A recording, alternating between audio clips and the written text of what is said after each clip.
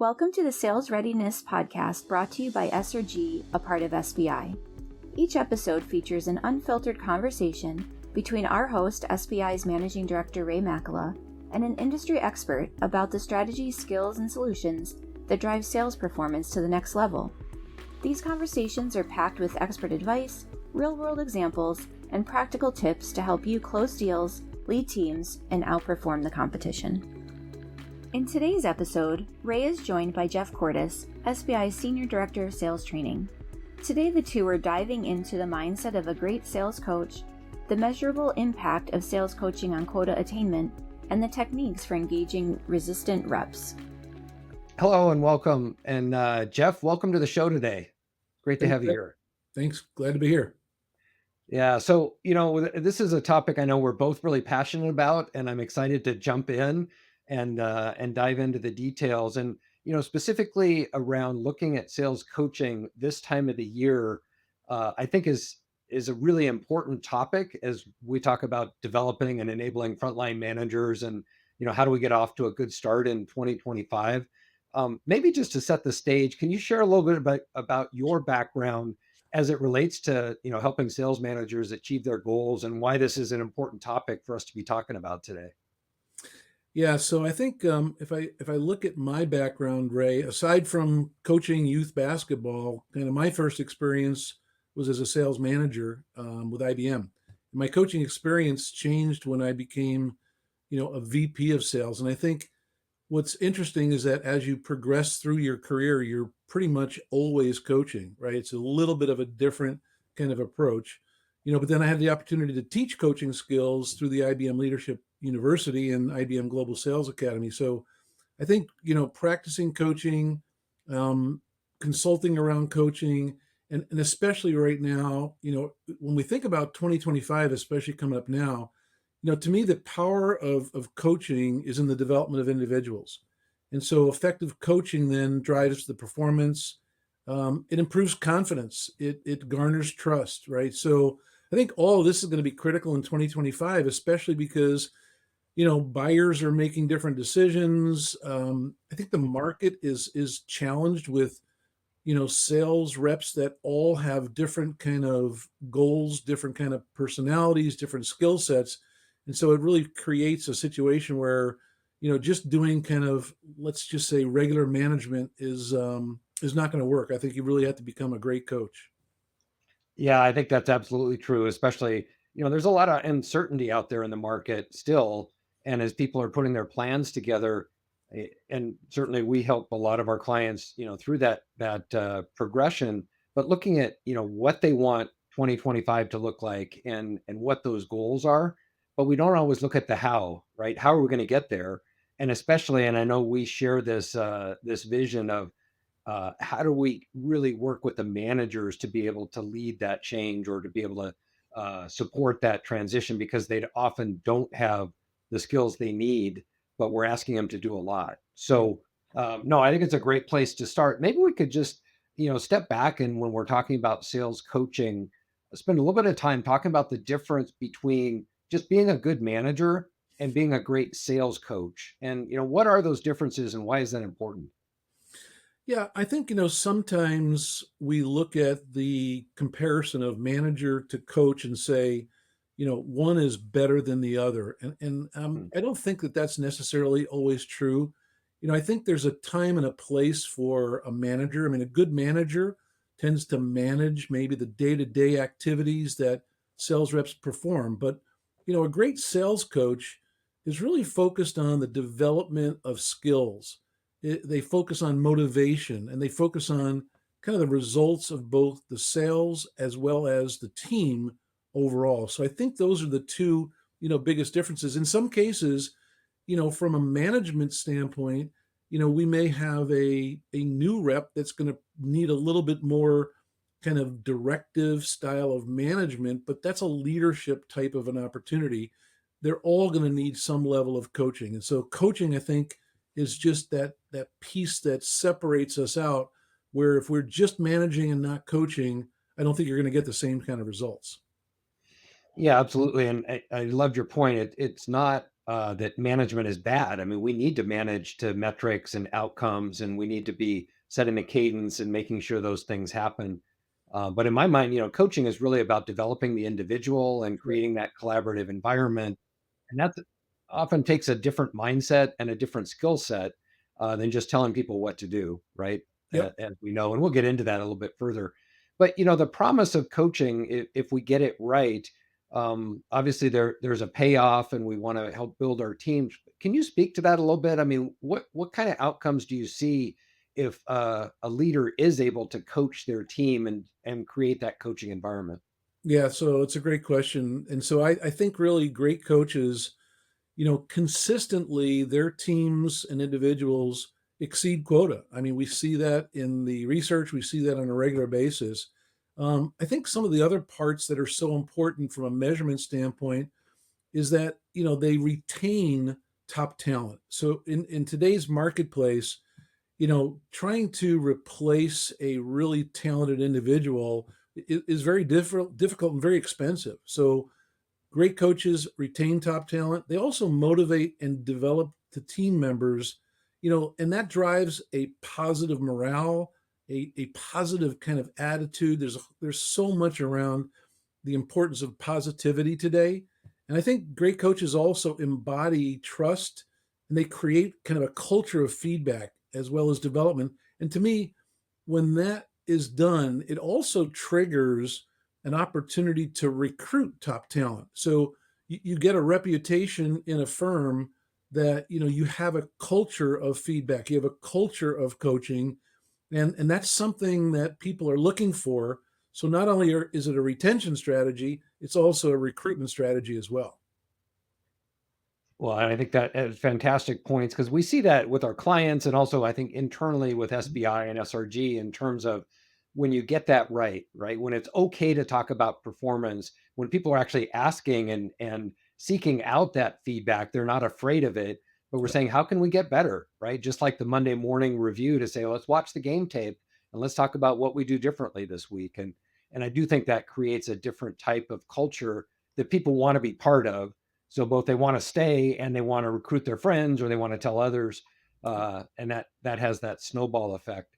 And to your point, high performing organizations, and we know this, throughout our research, are the ones that are able to create that conversation where they're really talking about performance and how to get better, and people seek it out, and it pulls through in those things, as you mentioned, like retention, attainment, and even ramp up. If we can help people get ramped up through better coaching quicker, there's a huge ROI there.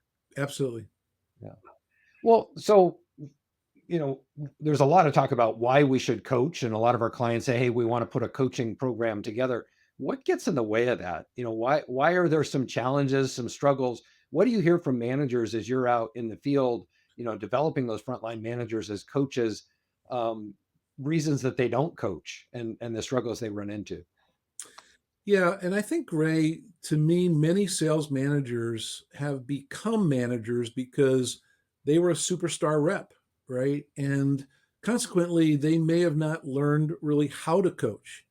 And coaching, as you and I know, is a skill. And if it's a skill, it needs to be learned, it needs to be practiced, and it needs to be, applied. So I think that's a big part of it. I think additionally, the struggle can be around effective communications. There's a desire to tell versus ask. It's a kind of just a natural thing Mm. for a manager because they want the person to be able to do the work and achieve it. They're under pressure, et cetera. And so sometimes they're also concerned maybe about delivering a difficult message, fear of pushback from a rep. But the number one struggle I find, and again, this is something that we really need to kind of work with managers and individuals on, and that is finding the time to coach. And that by far and away becomes the number one challenge that I hear from managers all the time. Yeah, let's dive into that a little bit deeper, Jeff. Why do you think that's the case? I mean, they realize that it's important, and we even say, "Oh, you should be coaching, 1 or 2 days a week, or whatever that expectation is." But they're like, "Yeah, but I already have 60 hours worth of work of other stuff to do. I don't have time to do it." What's going on there, and how do you get past that?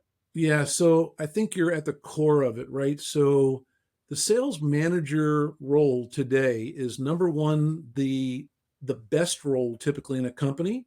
It's also one of the toughest roles in the company. So on a day-to-day basis, they're being asked to do a lot, right? So it's managing a team, it's developing a team, building a team, recruiting a team, it's putting out customer fires. And so I think one of the things that they don't necessarily see sometimes is that if they have, let's say, a team of 8 reps, if we could get those reps to be more self-sufficient, get the reps to put some of those fires out instead of the managers putting those fires out, that's going to actually free up time for the manager. But that takes a little bit of our coaching with them so that they understand that finding the time to coach can actually create more time for them in their day by getting the reps to be able to take on more responsibility, more accountability for their territory, for their planning, for their forecasting, instead of kind of feeling like we have to do it all for them. Yeah, I think that's spot on. And I think it's a longer term play and they Yeah. need to think about that strategically. Like, okay, it's going to be a little more difficult today, but it's going to reap benefits if I build a more self sufficient team or I help improve those skills. But you're right, the payoff isn't immediate. I love Stephen Covey's concept of, it's one of those things that's important, but not urgent. Yeah. So you don't have to do it today, just like going to the dentist or going to the gym. But if you put it off long enough, it's going to actually cause you more issues down the line. And I think people have to make that mindset. And they may have to spend some time, creating that stop doing list or thinking about what else can they offload or how do they create time. And one of my own pet peeves is stop doing your rep's job for them Right. because we're riding to the rescue or we're doing that call plan or we're jumping into that issue. And all we're doing is kind of enabling our team to realize, oh, that's great. Jeff's going to take care of it. I don't have to worry about it. Exactly. Yeah, and I know we see that again and again with our clients. So, one of the things to making that shift is thinking like a coach and developing that coaching mindset. Can you talk a little bit about that mental shift? I mean, what does it take to go from just being an individual contributor or even a manager to really thinking and acting like a great coach? So I actually have kind of a short answer to that. So I think the mental shift is that it's not about the coach. It's not about me. It's all about the coachee, right? It's all about the rep. And it's that desire, to really take an individual to the next level. And I think that Hmm. kind of mindset, that attitude towards the development of others and making it all about them, it's almost kind of like a servant leadership type of approach, where you're going to be moving forward, the team's going to be moving forward, the company's going to be moving forward if we get them to develop and feel really good about themselves. So I think that's kind of the mental shift. It's not about me, the coach, it's really about the coachee. Yeah, and I think that's it's a key transition, but it's also not easy, right? To step No. out of the way and in some cases let the rep struggle, or maybe it's going to take a little bit more of your time initially. But we need them to take ownership for their own development, right? And to take that on. Completely agree with that. And I think that is one of those things that, they have to learn to ask questions instead of telling. And it's like, well, I know the answer. Why don't I just tell them? It's like, well, because you're going to be telling them next week and the week after. But let's engage in a conversation and see if we can't work through that. And telling them is super fast, right? So you can move really quickly by just telling them, but then and telling them makes the manager feel like the work's going to get done, right? And telling with the best intentions, they think they're helping the rep be successful. But coaching, to your point, which I think is a great point, coaching is an investment. It takes time, right? But you use that time to drive that self awareness, self discovery, and independence. So I think you're spot on. That's great. And yeah, it does take development of the skills, practice on things like asking those questions, having those coaching conversations, actively listening to our rep, and instead of just realize, thinking that we have the answer and jumping in, but really helping them think through that process, which is sometimes challenging, right? Yeah. As we're building. So if you run into reps or maybe with your clients, where managers are trying to coach somebody and they're resistant, right? They're just not coachable or they're giving pushback. How do you determine when that's going on and what are some of the things you can do about it? Yeah. So, I think one of the challenges with reps that are resistant to coaches, I think part of it has to do with the way we're coaching. And I think, it's interesting. There's two words that I talk about that have gotten a bad rap over the years. The one word is called feedback, the other word is called accountability. And I think when we think about great coaches set expectations, they hold reps accountable and they hold themselves accountable. And accountability is actually a good thing. You're doing what's right by that rep. And feedback is about a two-way communication. I always, when I'm talking to my clients, I'm talking to my coaches, I say, look, what's the difference between input and feedback? And they always kind of look at me like, oh, we really don't know. And I said, well, the difference is very easy. Feedback is two-way. It's two-way collaboration between the two people, whereas input is one way, single direction versus two-way. So I think, those are some other pieces. And I think there are situations where it's not just resistance, it's where they are actually uncoachable. And to me, uncoachable is when kind of the motivation turns to apathy. If a rep simply doesn't care, they really are very difficult to coach. And I think at that point in time, truly uncoachable. Yeah, and I think if we've done our homework to say, okay, why is this happening? Have they made any progress? Or are they making an effort? And I'm willing to give a rep a lot of benefit of the doubt if they're leaning in and they're trying and they're trying to help or trying to improve. At the point where they're saying, no, I got it, or that's not going to work, or they just aren't making, maybe they're even nodding in and then nothing changes. I Right. think you're right. We really need to assess if that is somebody that maybe should be in a different role, or maybe there is an issue there. But I think we should also look inward and think about our own approach. Is it the way we're showing up? Are we Right. really being collaborative? Are we engaging? Is there anything we can do maybe to help uh, how that conversation's happening? But if we've done those things, then we probably need to really assess overall, is that the right person for the position? Absolutely. We started out talking a little bit about the coaching time and having time to dedicate with that. And we know that that's a challenge. It comes up in every workshop where it's the top answer of, well, I just don't have time to do it. I wish I did. Um, how do you help rep managers work through that in terms of building a habit, building a cadence or a schedule, and really executing on that so they can get ahead of it and make it something that's non-negotiable, right? That it just they know they have to do and that it's part of their job. Yeah. So I think, one thing that's really important is that we as kind of coaches need to really kind of carve out the time for coaching. So I think there's kind of a progression, right? Where you're just not automatically a coach all the time. And so I think one of the things that I see missing sometimes are consistent calendarized one-on-ones and using those one-on-ones as a coaching opportunity, right? A lot of times what happens is, and I've sat in on a lot of one-on-ones, and very quickly the one-on-one morphs into a pipeline review or a forecast review.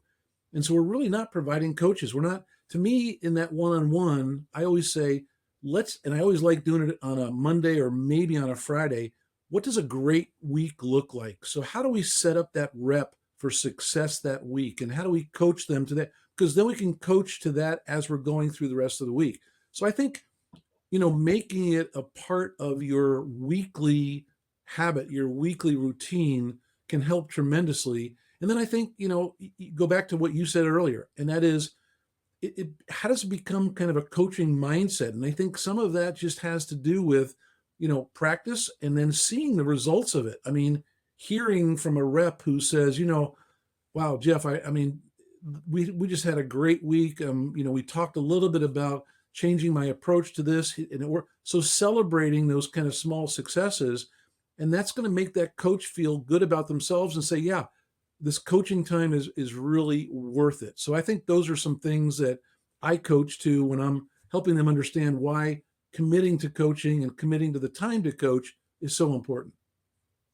Yeah, it's fantastic. And I think, celebrating that internally with the team and across the organization. And I know one of the things we see is when you have a good sponsor, a good chief revenue officer or sales leader who believes in coaching and says, yes, I want this to happen, it happens. Yep. And, we worked with a Fortune 500 company, you may remember, and the CEO sat in on our workshop, and he was so passionate. He said, hey, I want to see your coaching plans. Like, I really want to see how you're doing, not because he wanted to be punitive, because he was curious and he was so excited. And so guess what? It happened. Right. And that was back in the paper days. I mean, they were creating these and sending them in, but yeah, there are great tools out there. There's technology, there's AI, there's a lot we can do. But creating that habit, I think, is really the important point you pointed out, and making sure we don't skip those one-on-ones, or we Right. don't just turn it into talking about the latest deal or customer issue. Yep. So important. Well, I know we want to be sensitive to our time, make these digestible, and we covered a lot of ground already. If there's one thing you could leave with our audience that they should take away about becoming better coaches or implementing coaching, what would that be? What would you say to the audience today?